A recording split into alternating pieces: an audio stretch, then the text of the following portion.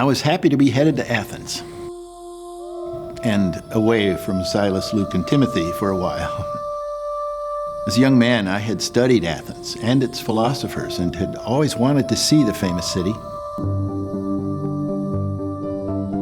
The second part of his second missionary journey started when Paul entered Greece for the first time. Paul's first stop was Athens, a famous tourist destination now, just as it was then.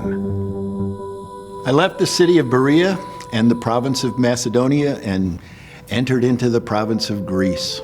A few hard days of walking later, I found a shell of the Athens I had read about in its golden age. It had been almost 400 years since the great builders and philosophers had done things nobody had ever done or thought. The Acropolis was covered with run-down temples and buildings. Even the Parthenon, the most beautiful building ever created, was shabby. The Romans had been stealing Greek marble, statues, and ideas for more than 100 years, and the Greeks were helpless in stopping them. The city had shrunk to only 10,000 inhabitants. I climbed the steep Acropolis to look down on the city. On its Areopagus, the rocky outcrop known as Mars Hill, I looked down at a dying city and its people, all of them living in the distant past with long-dead ideas and philosophies, such emptiness and hopelessness. I nearly cried. Behind me was the top of the Acropolis with its many temples, including the giant Parthenon, dedicated to the city's patron goddess, Athena.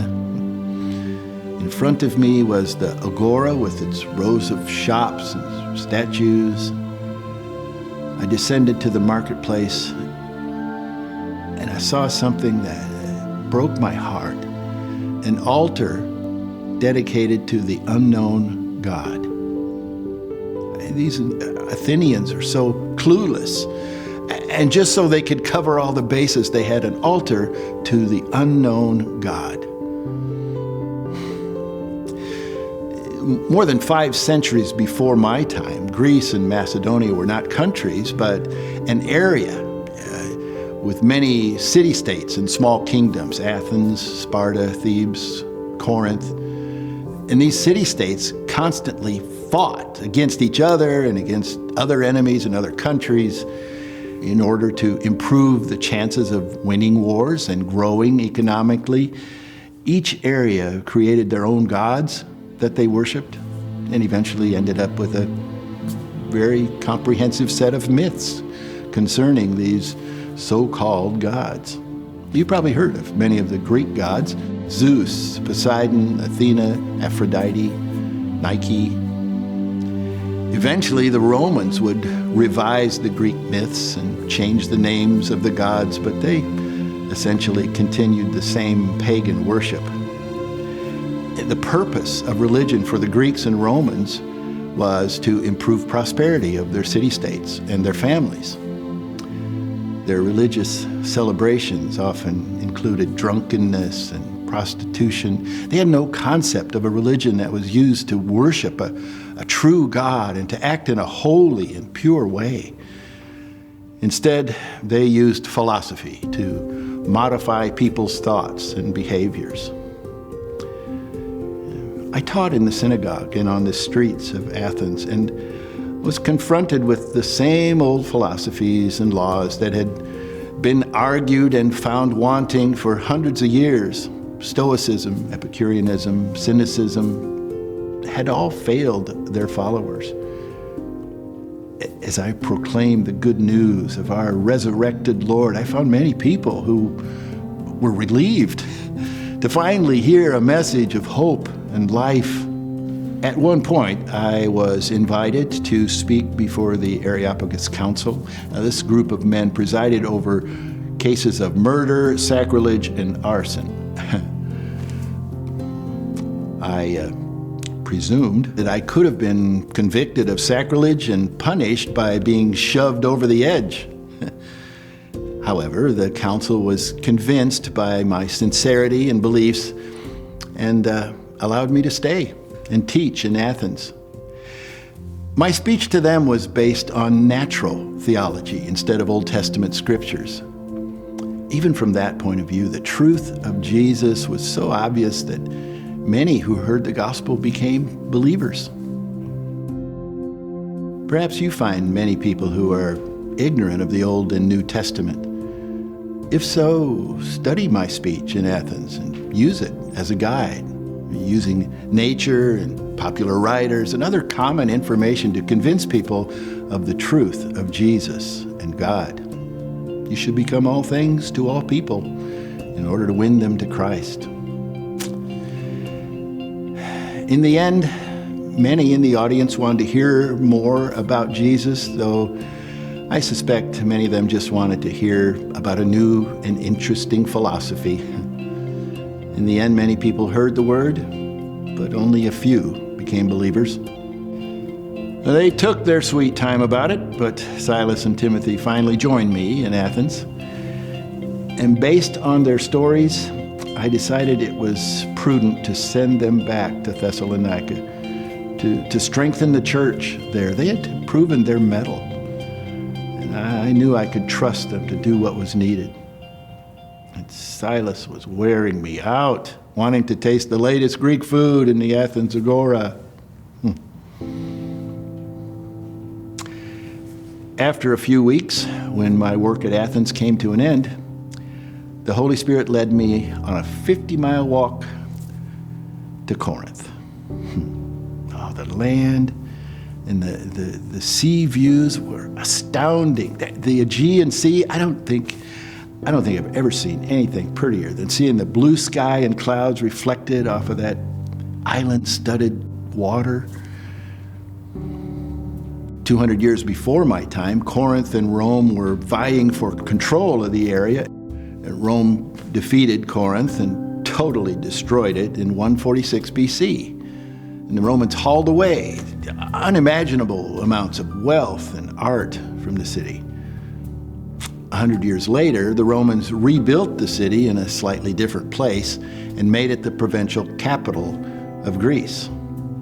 And like Athens and the rest of Greece, Corinth was just a shell of what it had been in its prime.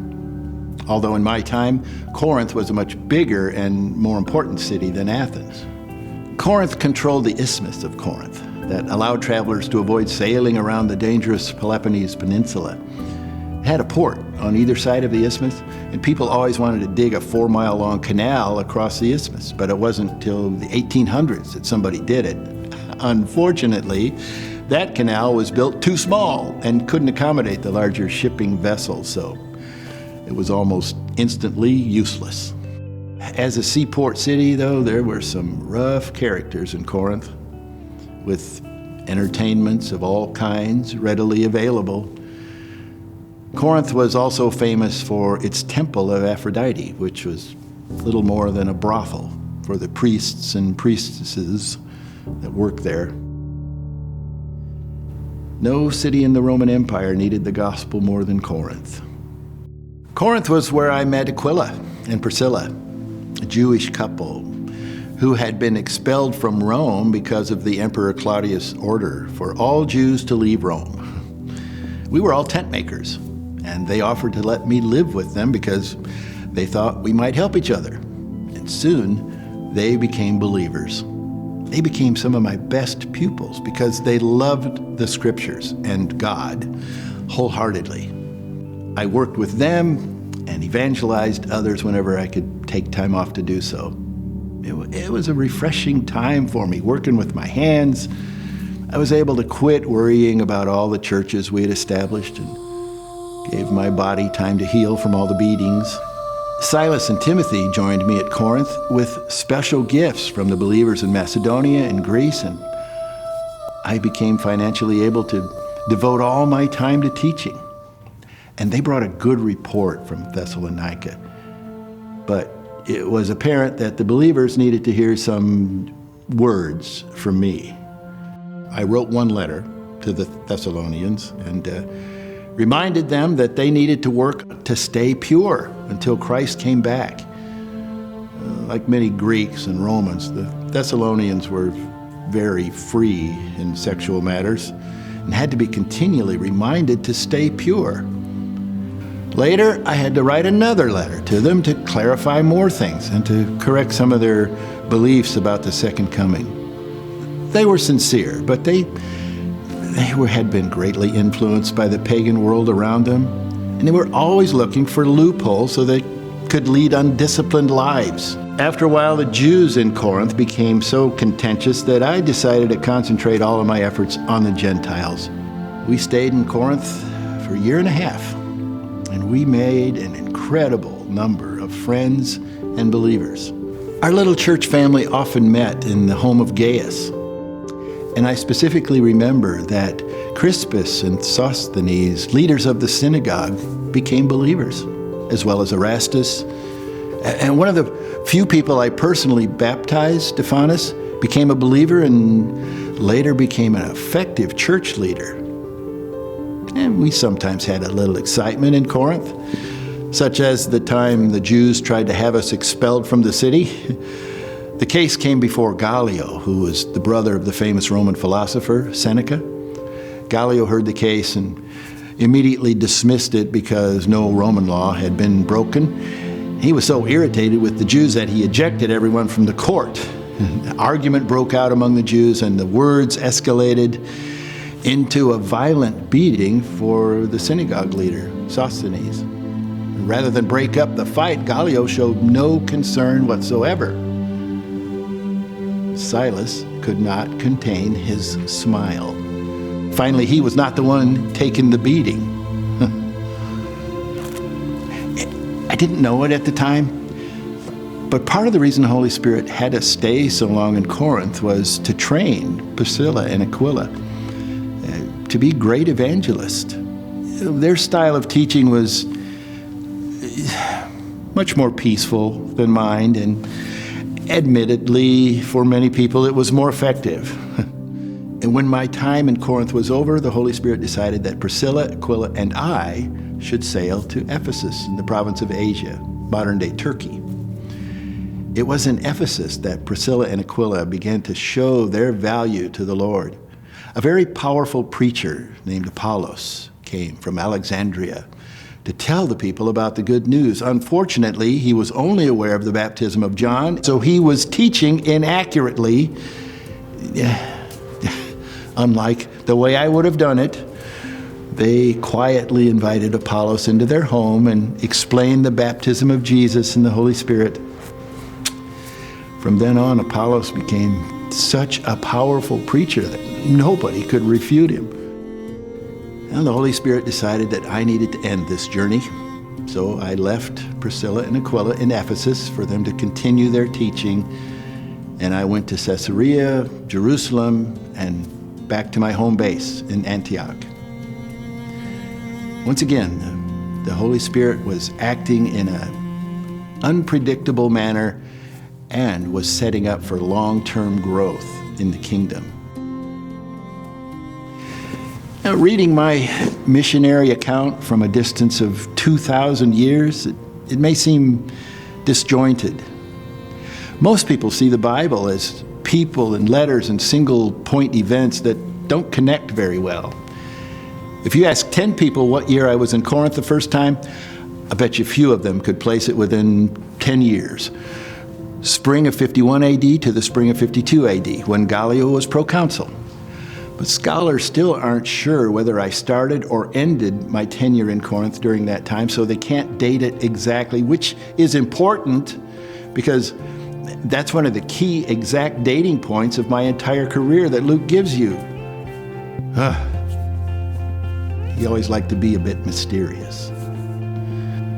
People also tend to separate my letters from my life and from the lives of those I knew. The story of my life is the story of meeting people, developing relationships, and dealing with churches throughout much of the Roman Empire.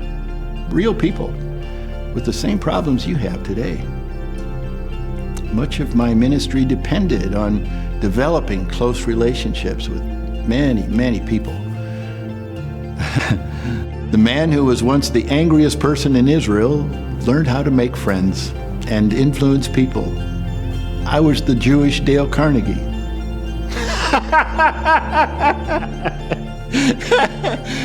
Oh, God has such a sense of humor.